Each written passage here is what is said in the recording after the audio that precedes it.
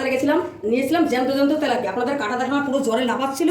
এই জ্যান্ত টাটকা তেলাপিয়া মাছ দিয়ে কাঁচকলা আলু দিয়ে ঝোল করবো। গরমে দারুণ লাগে। গরমে প্রতিদিন তেল মশলা খেয়ে খেয়ে কিন্তু আর ভালো লাগে না। মাঝে মাঝে এরকম কাঁচকলা আলু ঝোল থাকলে কিন্তু খুবই ভালো লাগে। লবণ, হলুদ,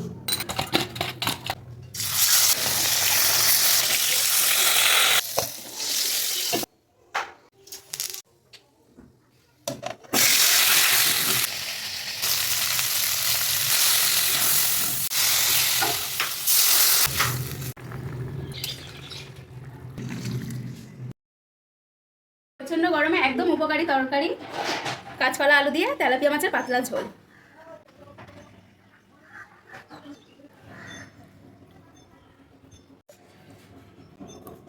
ঝোলটা কিন্তু দারুণ দারুণ টেস্ট হয়েছে। এই যা গরম পড়েছে এই তরকারির কোনো তুলনাই হয় না। ফিরে আসছি পরের ভিডিও। টাটা।